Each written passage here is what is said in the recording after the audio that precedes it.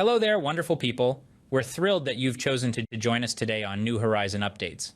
This video is your gateway to a deeper understanding of this subject matter. Engage with the content and enrich your knowledge. Welcome, brave souls, to the exhilarating world of American aircraft carriers, where nerve-wracking challenges and thrilling triumphs lie in wait. Imagine this: skilled pilots flying through the vast ink-black ocean, relying solely on their honed skills and unwavering instincts. Every mission a solitary struggle, yet their duty is paramount, for the success of the mission rests solely on their shoulders. Woven into this narrative of thrilling nighttime landings are an array of intricate procedures that ensure nothing is left to chance. Upon mission completion, the return to the ship is a carefully choreographed dance, guided by the prevailing weather conditions. Each sequence of maneuvers is directed by standard procedures, set routes, and designated altitudes to guarantee the safe homecoming of each plane. Ensuring the harmony of this aerial ballet are the air traffic controllers, nestled in the Carrier Air Traffic Control Center.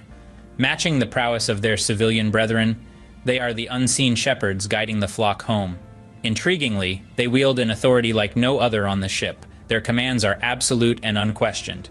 This control hub plays a pivotal role in assuring the safe return of all airborne heroes embarking on a mission. A typical day on the carrier unravels in a series of meticulously planned cycles, each lasting about 90 minutes. The cycle begins with the thunderous roar of 10 to 12 aircraft taking to the skies. This launch, a well-rehearsed ballet in itself, clears the flight deck for the crew to reposition the remaining aircraft for the impending recovery. On board these carriers, space is a luxury, making the launch an integral part of the operations. The arresting wires on an aircraft carrier make for a fascinating study. Each is numbered, with the most aft wire donned as number 1 and the most forward wire as number 4.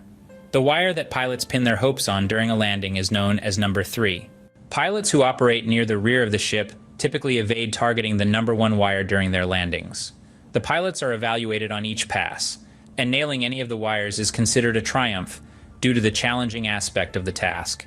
In the landing process, pilots crank the throttles to full power, excluding the afterburner as they approach the landing section of the deck.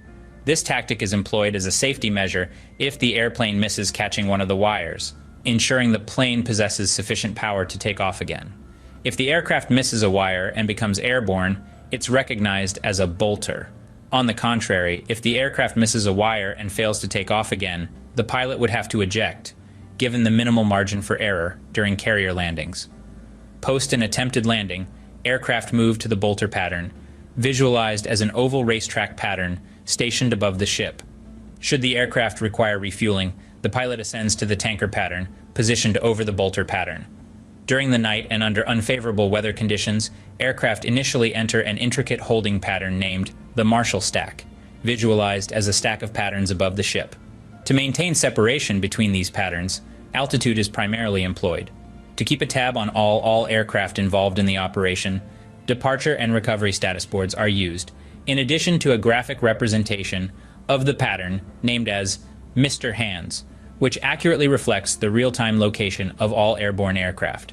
As an aircraft confirms its arrival with the Marshall controller in the Carrier Air Traffic Control Center, it delivers its fuel state and side number.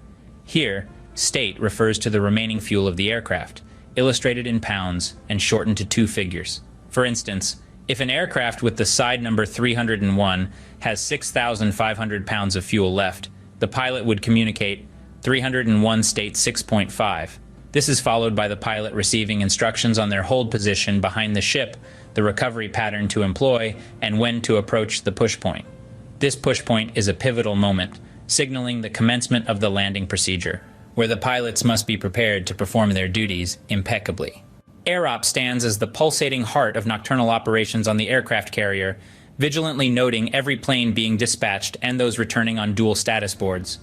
These panels disseminate critical information encompassing fuel levels, mission specifics of aircraft, the identity of pilots, side numbers, attempts at landing, amongst other pivotal data. To ensure universal accessibility within the ship, this information is broadcasted via the vessel's in-house TV system. A dedicated channel on the internal TV presents real-time visuals from the landing zone, an invaluable tool for pilots to assess their peers' landing techniques or to scrutinize their own. This channel is easily accessible across different areas of the ship, the bridge, the primary flight control at air ops under the supervision of the air boss, and all the ready rooms. As a naval aviator prepping for a nocturnal landing on an aircraft carrier, you're expected to demonstrate exceptional prowess and meticulousness. The carrier becomes your only refuge in the face of inclement weather, characterized by broken clouds at a height of 2,000 feet, scattered layers reaching 15,000 feet, the proximity of thunderstorms, and the closest alternative landing spot being a distant 400 miles away. The intensifying condition of the sea makes the ship heave significantly. Despite the landing signal officers fervently giving power commands to incoming pilots, your primary objective is to concentrate on your own landing and maintaining your assigned position. You make your approach towards the carrier, crossing the crucial push point at exactly 2200, and inform the Carrier Air Traffic Control Center of your commencement, and a fuel state of 6.0, denoting 6,000 pounds of remaining fuel. You initiate your descent to the ship from an altitude of 5,000 feet, an eerie height at nighttime, serving as a stern warning for safety. Yet on this particular night, your view of other incoming aircraft is obscured by cloud layers, necessitating you to rely solely on your instruments for landing. At a distance of 10 miles from the ship, you halt your descent at 1,200 feet and relay your position to the Air Traffic Control Center, which instructs you to maintain a clean path through the 10-mile distance to regulate aircraft spacing. You refrain from adjusting your aircraft for landing until you're just about 8 miles from the ship, as guided by the TOC-N display. At this juncture, you swiftly run through the landing checklist, lowering the landing gear, flaps, and arrestor hook, while verifying all settings and noting your fuel state. You're now a mere 6 miles from the ship, and less than 2 minutes stand between you and your first pass. As the pilot nears the carrier for landing, the atmosphere within air ops becomes tense. 3 aircraft have struggled to secure the wire, boltering due to the ship's violent movement on stormy seas. 2 aircraft are in the bolter pattern, while 1 has been directed to rendezvous with a refueling aircraft. This decision was made by Air Ops in collaboration with the squadron representative. Senior members from each squadron in the air wing are on alert in Air Ops during the recovery period, keeping an eye on their respective aircraft and passing information back to their squads. However, the ship's captain informs Air Ops of the need to slightly change course to find the relative wind, a potentially problematic move, as the ship can't be in a turn while aircraft are trying to land. The correct amount of relative wind is vital in carrier operations. Without it, landing signal officers will wave off aircraft for safety, forcing them to go around again. Sometimes the ship has to constantly follow the wind. As you approach the ship, you'll be guided to a good starting position. This involves lining up with the center, intercepting the glide slope about 3/4 of a mile behind the ship, descending at a steady rate, and maintaining the correct speed. Important adjustments need to be made to the rate of descent, as the landing deck is a moving target. Once you're 3/4 of a mile from the ship, control of your aircraft is handed to the landing signal officers. It's at this crucial moment that a good start position increases your chances of a successful landing. The turbulent deck caused by rough seas makes it hard to determine your position. Instead, you have to trust the verbal feedback from the landing signal officers via radio calls. The carrier, despite its colossal size, is generally unaffected by even the biggest swells. However, tonight, the swells are causing the stern of the ship to surge and drop dramatically, making it hard to focus on a fixed object and potentially disorienting for the pilot. As you venture toward the carrier for landing, you witness the ship's stern momentarily ascending before plummeting again, akin to a rhythmic carousel ride. Touching down on the deck, a faint ping-ping sound resonates, yet the arresting wire's grip on the plane is absent. Swiftly, you ensure you're at military power, uphold your aircraft's posture, and brace for ascent. Having missed the arresting wires, the pilot now faces a dwindling fuel situation, necessitating liaising with departure control.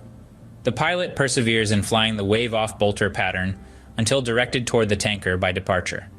Weather conditions prove challenging, with tankers hovering above the clouds, making them difficult to discern and reach.